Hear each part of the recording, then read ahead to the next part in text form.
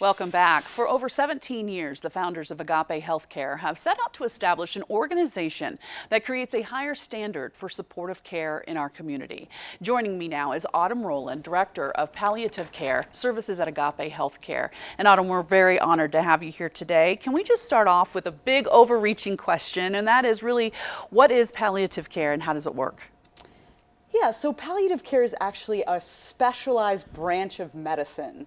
And so much like a cardiologist takes care of the heart and a pulmonologist takes care of the lungs, we actually specialize in the palliation of symptoms, which is a fancy term that means relief of symptoms or relief of the burden of symptoms.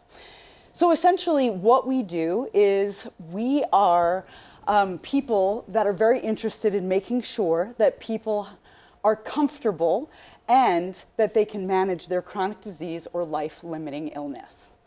So I like to use a metaphor in palliative care or for palliative care in like where the chronic disease is like a suitcase. So if we take a suitcase and we open it up, there's many, many compartments there. That is what palliative care does. So I'm going to give you an example. Lung cancer as my suitcase or my chronic disease, if I open it up and I begin to unpack it, there are multiple things that are happening inside that suitcase and many compartments. So first one would be the symptoms related to lung cancer. So that could be shortness of breath, chest pain, breathlessness, pain within the entire thoracic region, things of those types and symptoms of those types. So we certainly prescribe medications to help with those symptoms and relieve the burden of symptoms. We also do non-pharmacological things like pursed lip breathing to help and resting in between activities. If I go back to that suitcase or that disease process of lung cancer, I look in there and I see there's modalities of treatment that are being offered. So when I look at that, a lot of those modalities of care, like chemotherapy, radiation, immunotherapies, also have side effects and symptoms that are related. So if you think about chemotherapy causing nausea or vomiting, or diarrhea, things like that. So we certainly manage those as well with medications and different modalities of care. If I go back to my suitcase, then I look in there and I see there's an emotional component of the care. So what is this chronic disease doing to the emotions and the emotional concept of that individual? Is it taking its toll with depression, anxiety? Are we looking at the loss and not only the big picture of loss, but everyday loss? Does this person like to take a bike ride of 20 miles a day and can no longer do that today, whereas yesterday they could? So really going along that trajectory or pattern of disease and starting to really unpack all of those pieces. Looking at the differences in goals of care. If this were to happen, then what would you like? And giving that control back to the patient.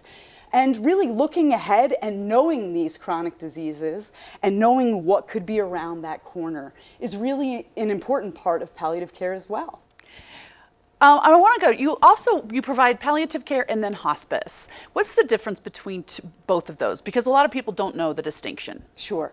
So hospice actually also is very, very symptom management related, so they certainly provide palliative, but we also provide end-of-life care. So the difference is that there must be a prognosis of 6 months or less to live in order to have that benefit. So it's a type of healthcare as well, and it is provided in those last 6 months. It's also a bit broader in that it provides also a CNA, which is a certified nurse's assistant to help with cares, also a social worker and a chaplain, also a nursing care who can do wound care and call me for orders and things like that. So it's kind of the whole enchilada. Yeah. We're also available 24 hours a day, 7 days a week for questions. So if at 3 o'clock in the morning a patient had a symptom, you can call, we can send a nurse out to visit, all of those things with hospice. All right, this is important too because a lot of people, their lives hinge on it, and that is, how is it paid for?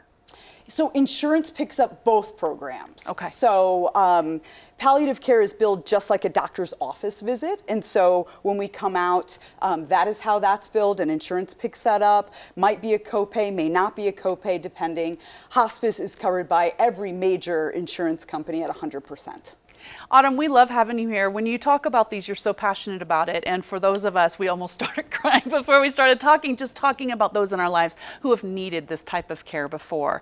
So it doesn't go unrecognized just how important that you have, the job that you have and the passion that you have for it. So thank you so much for being with us. We appreciate it. Absolutely. Let's also remind everyone that if you or a family member is in need of palliative or hospice care, don't hesitate to call Agape at 720-482-1988.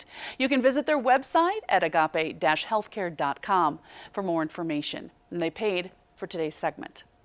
All right, everybody, thanks so much for being with us here on Mile High Living. We will see you again tomorrow at 11:30 a.m. and have a great day.